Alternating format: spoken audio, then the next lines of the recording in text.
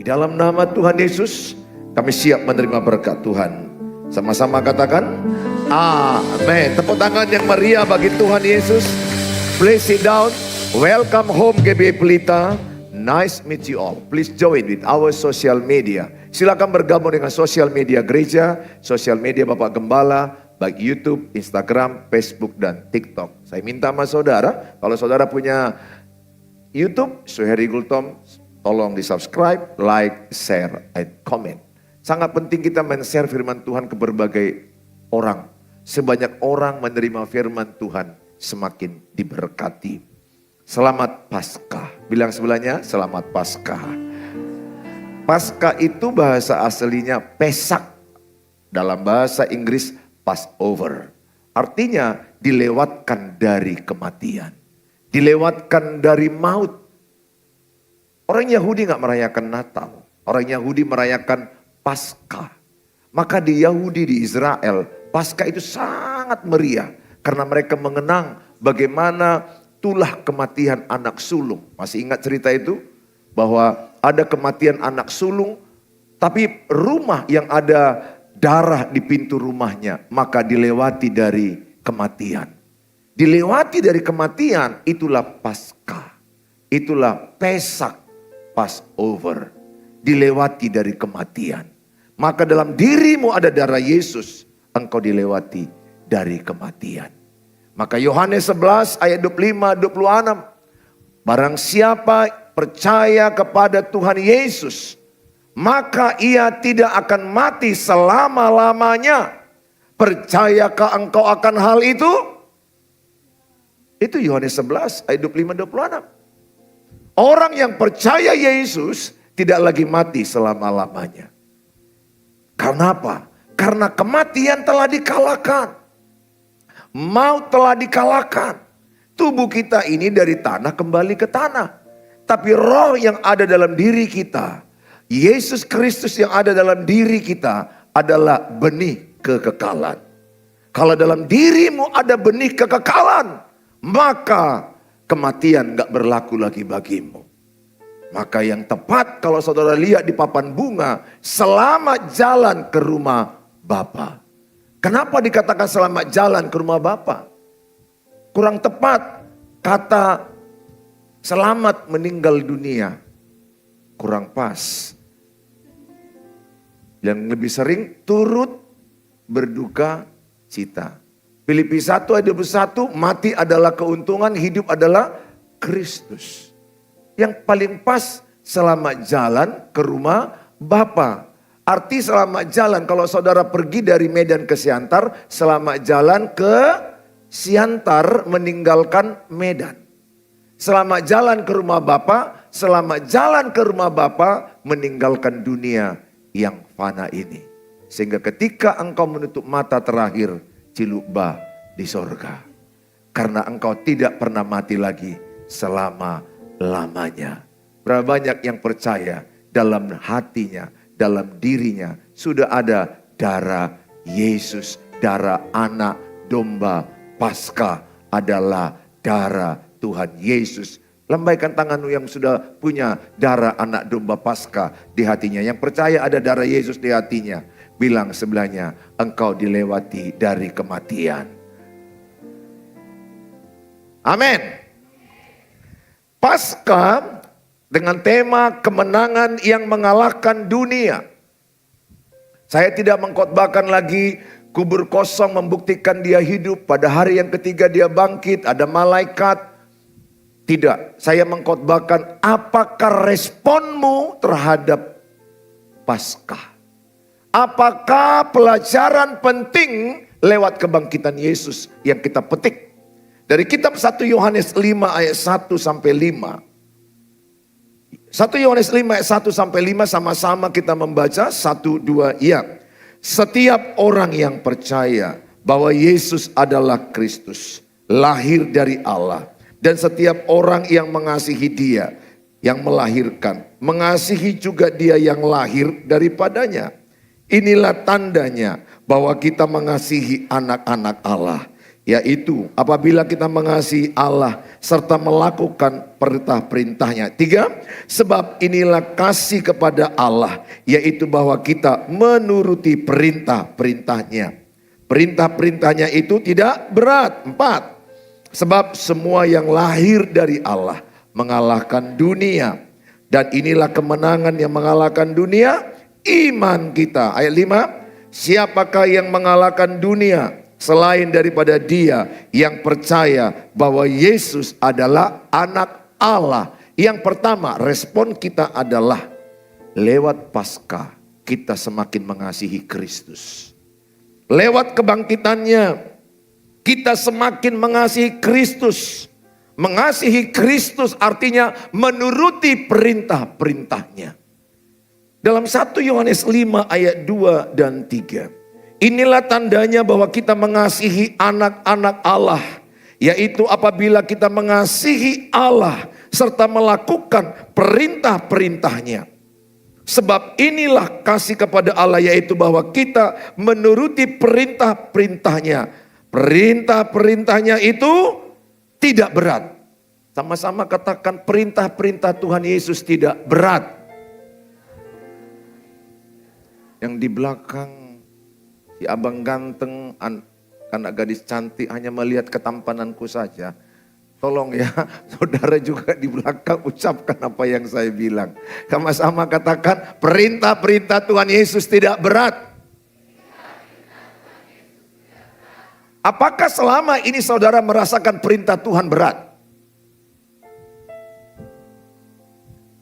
Pasti dalam pikiranmu berat ya. Karena pun aku melihat wajahmu berat sekarang ini.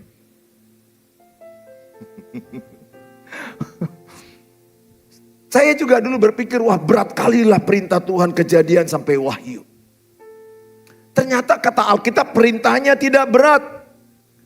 Saudara yang saya kasihi, saya ajak baca dalam kitab 1 Yohanes 3 ayat 22 sampai kepada ayat 23. 1 Yohanes pasal yang ketiga ayat 22 dan 23. Dan apa saja yang kita minta, kita memperolehnya daripadanya, karena kita menuruti segala perintahnya. Ada kata menuruti segala perintahnya dan berbuat apa yang berkenan kepadanya. Ayat 23 sama-sama. Dan inilah perintahnya itu, supaya kita percaya akan nama Yesus Kristus anaknya. Dan supaya kita saling mengasihi sesuai dengan perintah yang diberikan Kristus kepada kita. Ada kata ayat 22, segala perintahnya. Ayat 23 disimpulkan, dan inilah perintahnya itu. 1, supaya kita percaya akan nama Yesus Kristus. Itu yang pertama. Yang kedua, supaya kita saling mengasihi. Jadi kalau saudara dari Kejadian sampai Wahyu, kita nggak tahu banyak Alkitab. Saya juga nggak hafal semuanya. Tapi yang dua ini harus. Yang dua ini kita nggak tahu. Karena kalau tidak tahu ada resikonya. Bisa dibilang kesimpulan Alkitab oleh para nabi 2. Yang pertama, percaya Tuhan Yesus itulah vertikal. Sehingga saudara, kalau tidak percaya, saudara tidak masuk surga. Kalau seseorang tidak percaya Yesus, dia tidak masuk kepada rumah Bapa. Yohanes 14 ayat 6. Akulah jalan kebenaran dan hidup. Tidak seorang pun sampai kepada Bapa kalau tidak melalui aku. Aku di situ adalah ketuhanannya. Tuhan Yesus adalah jalan keselamatan. Maka saya mau katakan sama saudara, pegang imanmu, percaya kepada Tuhan Yesus. Jangan pernah engkau berpacaran dengan orang tidak seiman. Nanti kau bermasalah imanmu. Nanti imanmu bisa gugur. Karena pergaulan yang buruk merusak kebiasaan yang baik. Kalau ada teman sekosmu, teman kuliahmu, pacaran dengan tidak seiman, bilang, jangan lakukan. Mana lebih mudah mengangkat beban dari bawah ke atas, atau mengangkat beban dari atas ke bawah? Dari atas ke bawah. Lebih mudah menjatuhkan imanmu daripada membangunkan iman. Please. Jaga sampai akhir hidupmu. Lebih baik kau tidak menikah. Karena pernikahan pun bukan jalan kebahagiaan. Pernikahan bukan jalan hidup kekal. Walaupun Tuhan menginginkan engkau beranak cucu, tapi nggak harus semua. Seorang yang saya tahu, mana yang saya pilih Pak Pendeta? Menikah dengan dia atau saya tidak menikah padahal saya sudah hamil dibuat dia. Kalau imanmu pindah, lebih bagus kau tidak menikah. Pilihannya berat. Karena kalau engkau memilih menikah dan menjual iman Kristianimu, menjual imanmu kepada salib, menjual salib Yesus, Yudas Iskariot dengan 30 keping perak. Kalau engkau menjual hanya gara-gara seorang laki-laki, yang paling sedih adalah engkau tidak mendapat hidup kekal. Hidup di dunia ini hanya 70, 80 tahun. Sebentar. Baru aja saya sharing dengan seseorang. Saya bilang, jangan. Baik juga yang laki-laki kadang-kadang pacaran dengan tidak seiman. Karena kau lihat cantik si Siti, Sri, Alia, Pipi. Putuskan tuh si Pipi. Masih ada si Ratna, Deborah, masih banyak. Di gereja ini banyak yang menunggumu. Kenapa harus kau cari si Pipi itu terus? Iya Pak, karena pipinya itu loh kempot. Rusak imanmu dibuat pipi itu. Ada loh orang pacaran jadi kayak dodong dia, betul loh. Terbego-bego dia. Kayak gak sadar. Apakah mungkin dia dipelet? I don't know. Tapi kayaknya bukannya dipelet lah. Karena memang on dia itu. Imannya aja kurang. Dasar imannya kurang. Bantu ya. Kalau ada kau teman-temanmu kau lihat. Mana tahu teman cowok dekat dengan Alia. Kata Pendeta Suheri, putuskan Alia itu.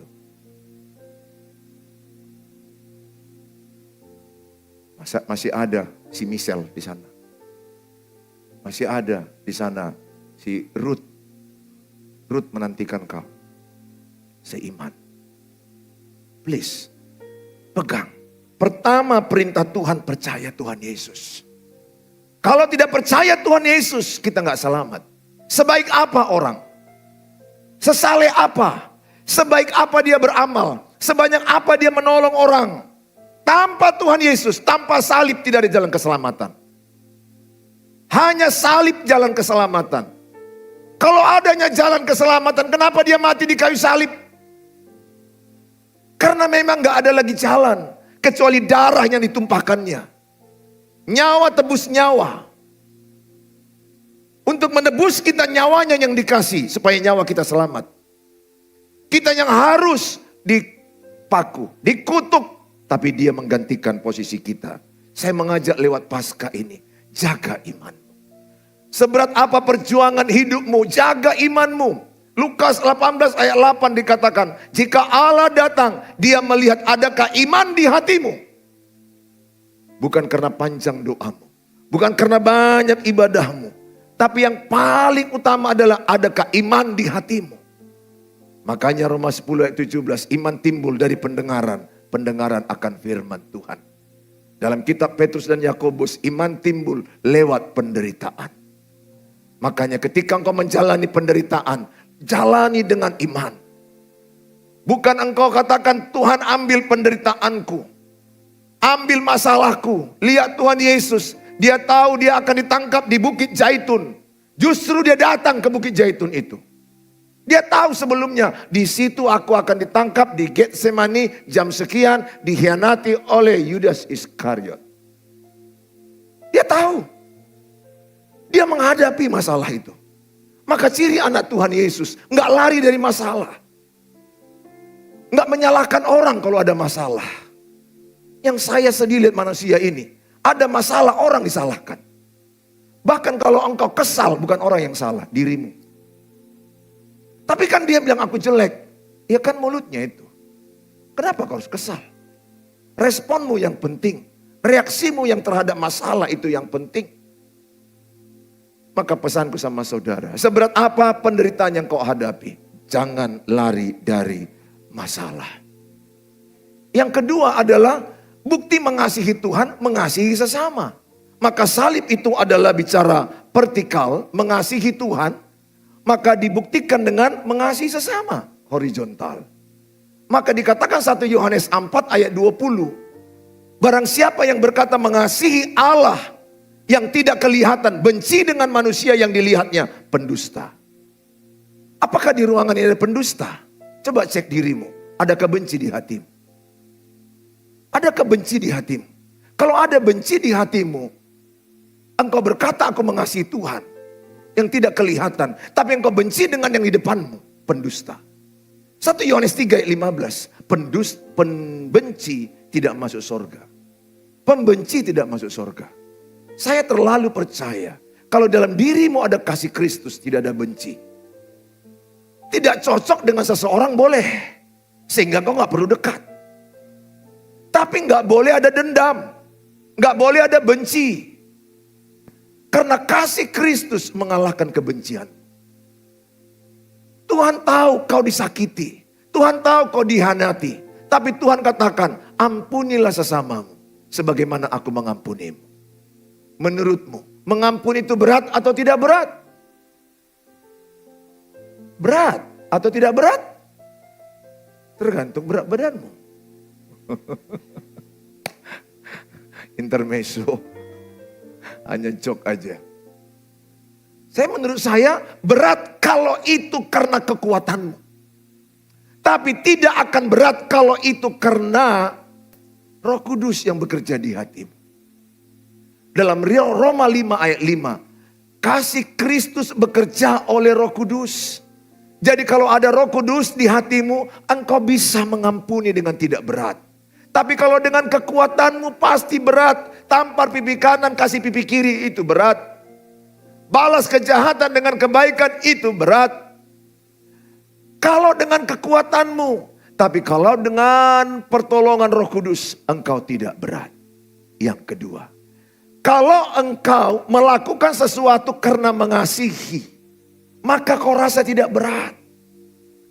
Coba, kalau engkau jumpa seseorang, katakanlah seseorang itu yang suka samamu.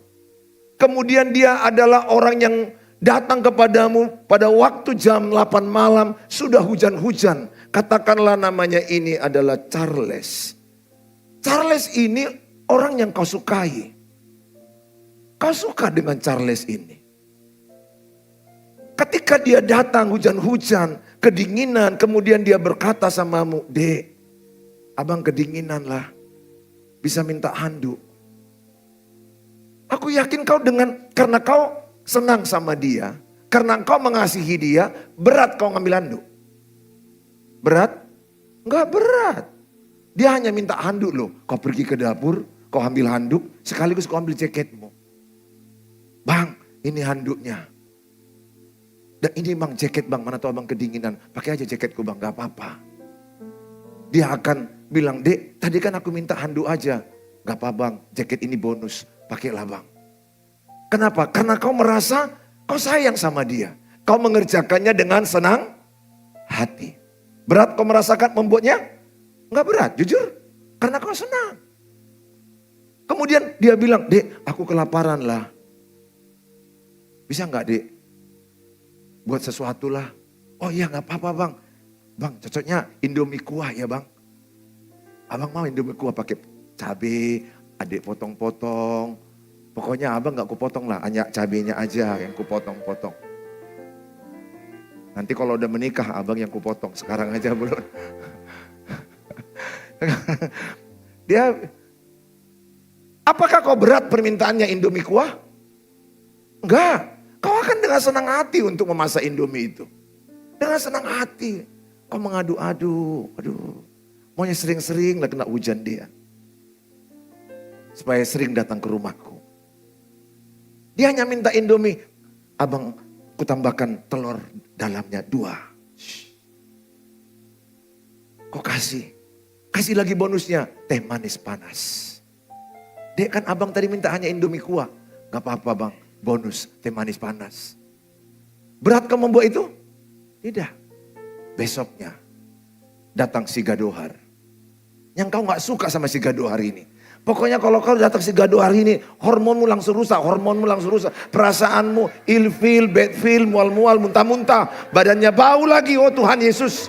Tapi si Gadohar ini tetap berjuang mencari cintamu. Dia bawa martabak bangka untuk menghancurkan tembok cintamu. Dan dia kehujanan beli martabak bangka di jalan Krakatau. Dek, ini abang bawa martabak, dek. Aku kedinginan. Minta dulu anduk, dek. Karena kau gak suka sama dia. Karena hatimu gak senang sama dia. Udah dibawa pun martabak. Tadi si Charles gak bawa martabak loh. Ini si Gadohar bawa martabak bangka. Kedinginan aku, dek. Dia lihat, debuk-debukku, dek. Dalam hatimu matilah kau. Pasti kau akan berkata, tolonglah bang, tolonglah dek, ambilkan dulu anduk. Kau ambil juga. Bang Gadohar, kau di luar teras, kau basah ini, basah. Sana. Kau pun ngasihnya, nah. Berat hatimu kan? Karena kau gak senang sama dia, karena kau gak sayang. Kalau sempat diminta dia, teh manis panas dek. Ih, gak tahu diri lah kau, udah kasih handuk teh manis panas. Karena kau memang gak senang, hatimu berat. Berat kau membuat Indomie sama dia? Berat. Kehadirannya sudah berat, apalagi Indomie. Saya mau katakan kepadamu, tergantung hatimu. Saya mau tanya, engkau datang ke rumah Tuhan ini, berat hatimu? Tidak. Wah, puji Tuhan. Walaupun kulihat beberapa wajahmu, berat kali kulihat sekarang. Tapi gak apa-apa lah. Kau juga harus tahu. Kalau ada orang gak mencintaimu, kau harus peka. Ada kulihat cowok memaksa cinta ceweknya. Ditanyanya, kenapa lah kau, Evi, gak kau balas-balas WA aku? Udah 3 kali 24 jam loh. Kok gitu kali kau? Kalau ada orang gak balas WA-mu, karena memang gak cinta di samamu. Atau gak suka samamu. Tapi coba lihat kalau engkau menerima WA seseorang yang kau sukai. Yang sedang PDKT. Aku percaya baru diketik. Kau, diketik. Diketik.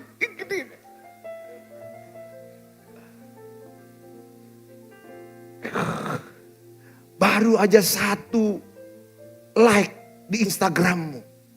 Itu pun terpencet dianya. Tapi udah langsung kok.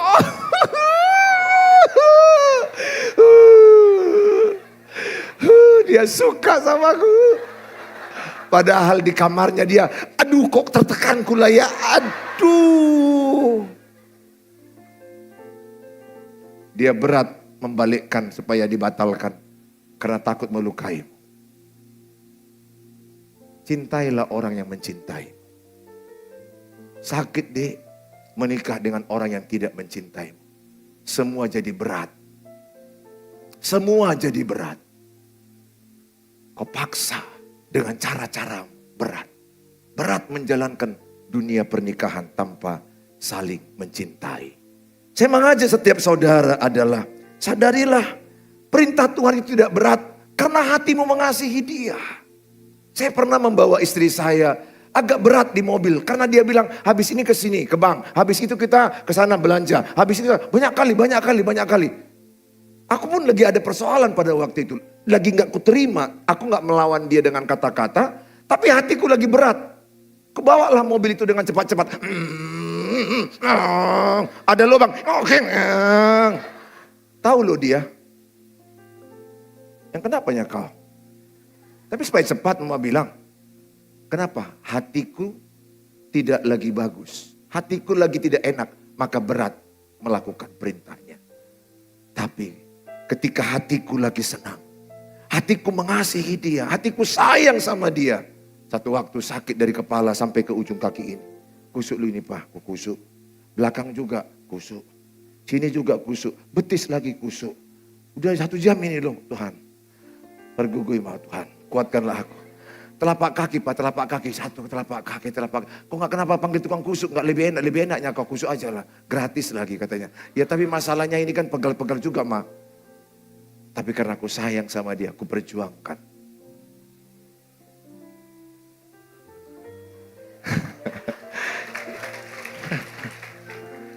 Carilah cowok yang mau mati sama.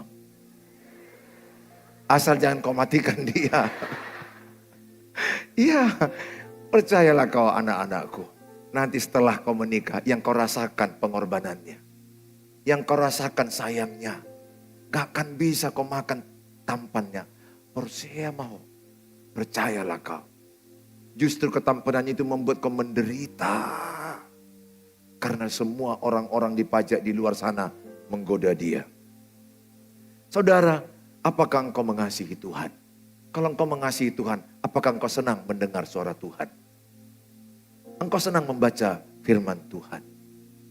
Karena ada orang bangun pagi, hari Minggu ini ya, malam perenungan salib, Kamis, udah ke gereja, Jumat Agung, gereja, hari Sabtu juga ada yang ke gereja, Minggu ke gereja, capek kali kita ya, ke gereja terus. Ini yang ketahui ini pelepasan itu. Lalak tuh gereja. Kenapa? Karena kau kurang cinta ke Tuhan. Kalau kau cinta ke rumah Tuhan, kau akan berkata, lebih baik satu hari di pelataran-Mu daripada 1000 hari di tempat lain. Memuji-Mu,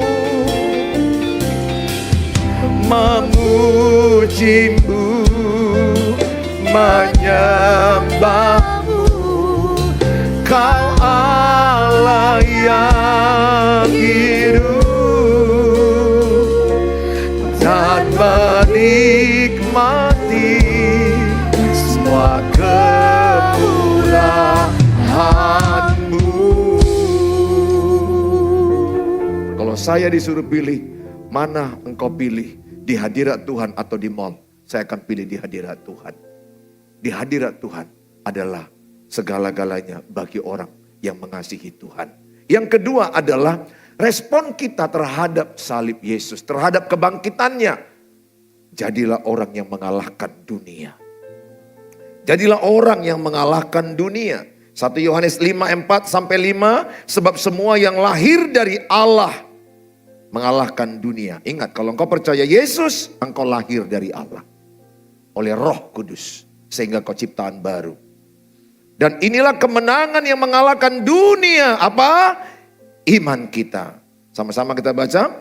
Siapakah yang mengalahkan dunia? Selain daripada dia yang percaya bahwa Yesus adalah anak Allah. Jadi kalau engkau percaya Yesus adalah anak Allah, engkau dilahirkan dari Allah, engkau adalah juga anak-anak Allah. 2 Korintus 5:17. Maka kalau engkau percaya kebangkitan Kristus, sebenarnya dalam orang Kristen pun ada 2 kalimat baru diselamatkan. Pertama, percaya Yesus adalah Tuhan.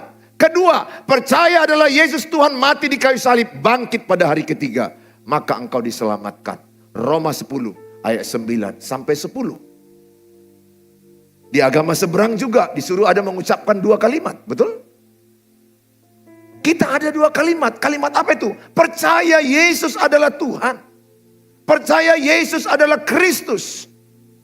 Percaya dia mati di kayu salib dan bangkit pada hari ketiga. Maka engkau diselamatkan. Udah berapa banyak orang, berapa puluh orang, berapa ratus orang kuperdamaikan. Percaya Yesus adalah Tuhan.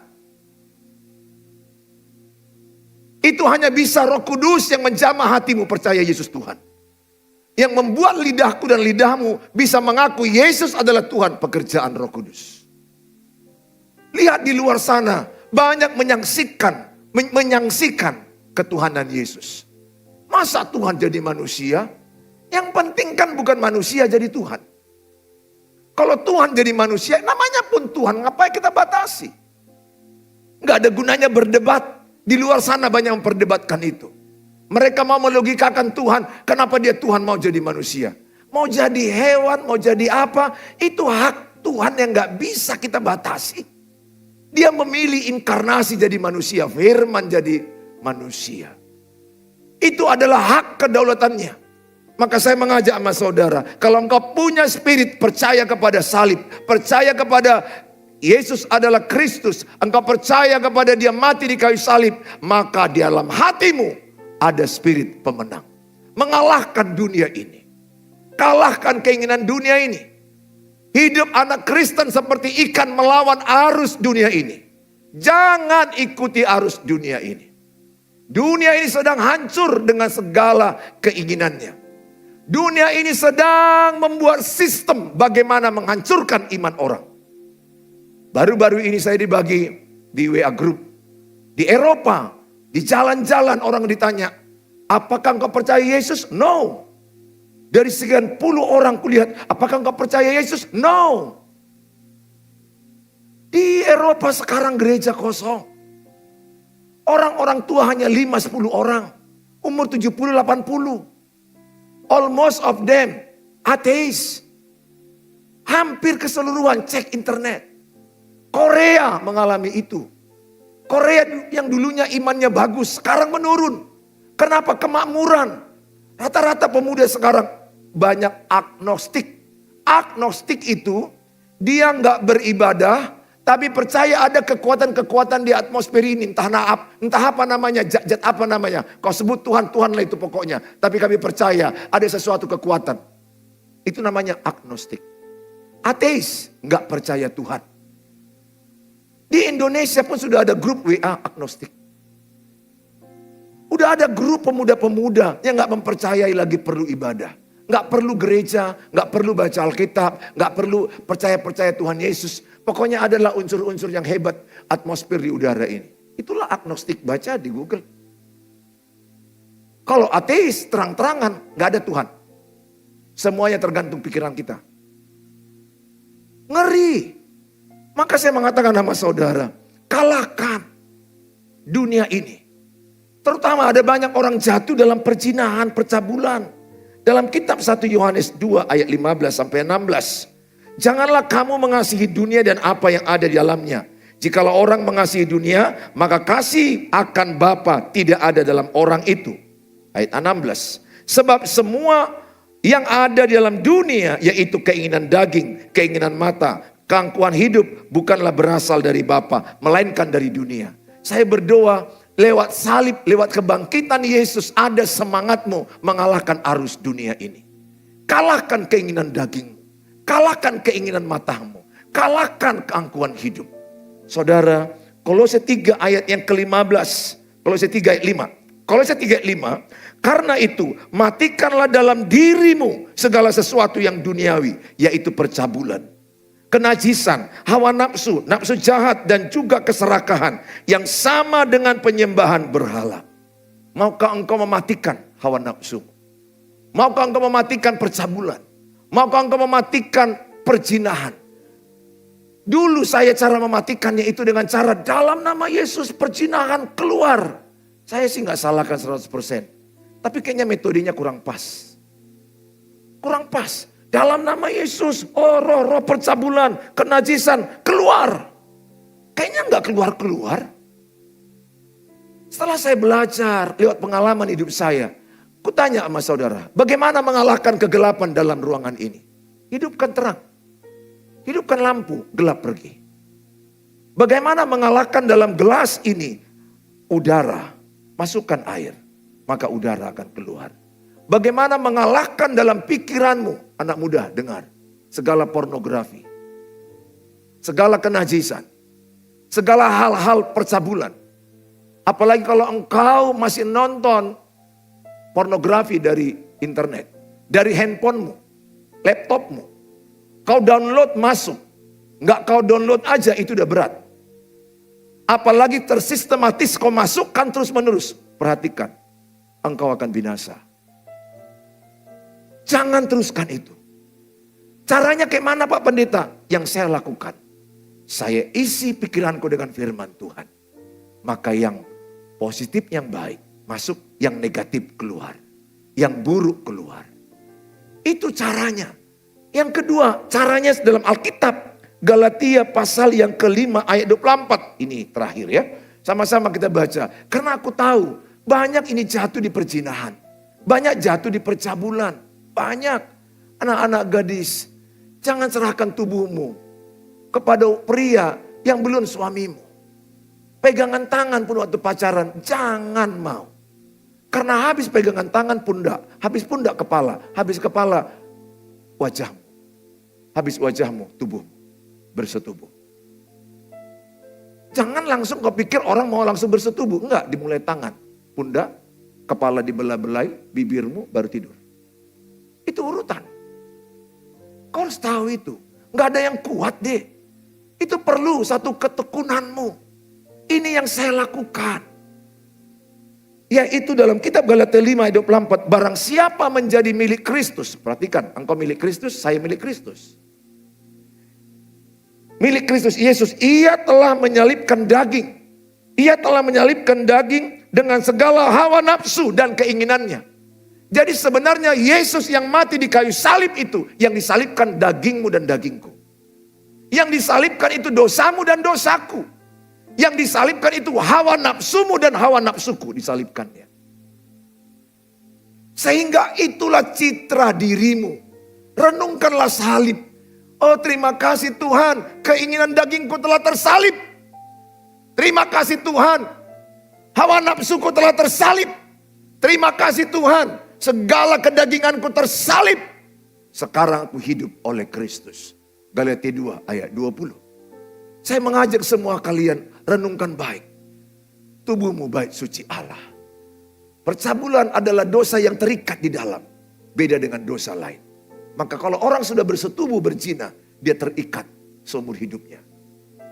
Kecuali oleh karena darah Yesus, yang mana dia bertobat, itu pun tidak gampang untuk dia lepas. Karena saya sudah jumpai orang berselingkuh, dia bilang, aduh Pak Pendeta, otak kita terbayang-bayang terus sama dia. Kok kayak gitu ya Pak Pendeta? Kau terikat, dia bilang. Kau sudah bersetubuh dengan dia, sudah. Apa yang kau ikatkan dengan roh. Kalau engkau mengikatkan dirimu dengan roh Allah, engkau satu ikatan dengan roh Allah. Kalau engkau mengikatkanmu dengan tubuh wanita cabul, maka engkau menjadi satu tubuh dengan wanita cabul. Itu gak mudah kau lepas. Maka orang yang jatuh dalam percabulan, tidak sama melepaskannya dengan dosa-dosa lain. Bisa kau lepas? Bisa. Kalau engkau imani lewat salib Yesus. Aku telah mati. Aku telah disalibkan. Hidupku hidup yang baru. Saya berdoa, semangatlah lewat Paskah ini. Apapun tantanganmu, mari kita mengasihi Kristus lewat melakukan perintah-perintahnya. Yang kedua, semangatlah mengalahkan arus dunia ini. Kalau kau lihat teman-teman kau semua udah sekamar, cium-ciuman, atau ganti-gantian laki-laki, jangan lakukan itu. Karena upah dosa adalah maut. Tepuk tangan bagi Tuhan Yesus.